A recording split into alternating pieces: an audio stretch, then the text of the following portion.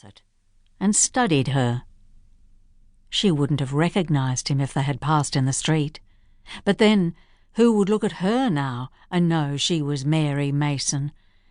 Of course, she'd never been pretty in the conventional white-skinned, delicate way, but she had been vibrant and colourful. Her body had been strong, firm and muscular. She'd been able to do things other girls couldn't, like lift hay bales and milk cows. She'd been alive in her skin.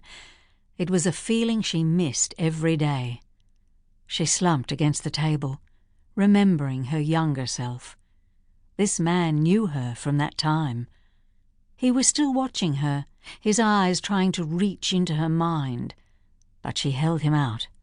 Her thoughts were no longer his to inspect. Looking back, she cursed the past weakness that had led her to this moment. She, who had prided herself on being so strong. "What do you want?" she asked, her mouth flattening. He regarded her with expressionless eyes and brushed again at his thin grey hair, a gesture that took her back to the day she first met him. Now he unbuttoned his jacket, took out a white envelope and laid it on the table. Mary's heart began to tumble. "What is it?"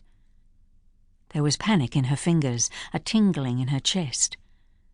They both looked at the envelope, still partly covered by his leathery hand.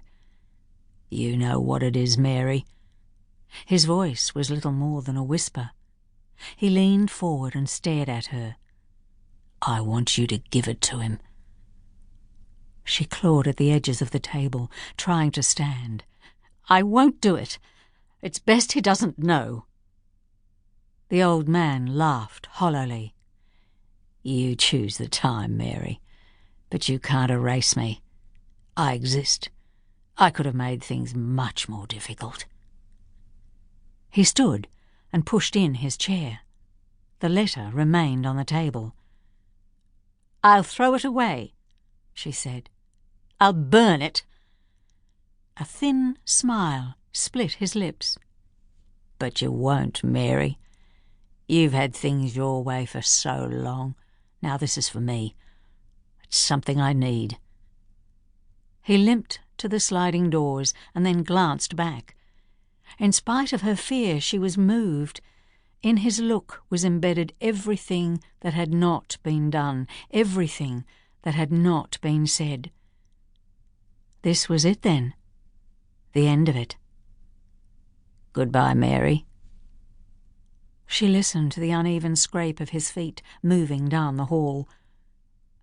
"Don't make me do this," she called.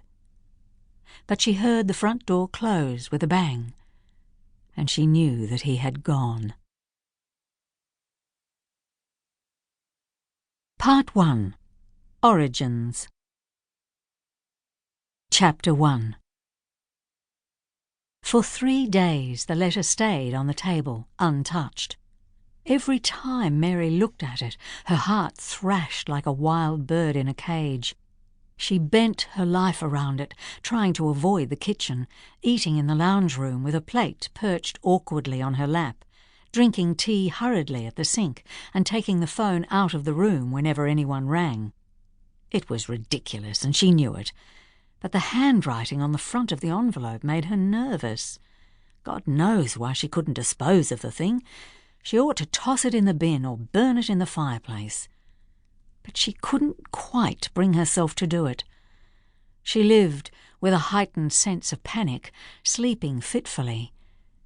What if the letter-bearer returned? She had to act. But what to do? The letter was a burden.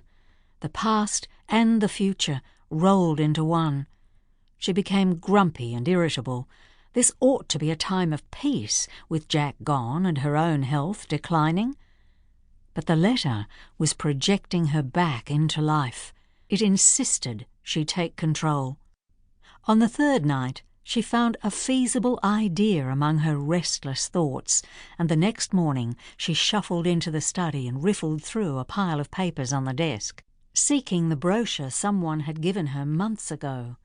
She'd been keeping it, waiting.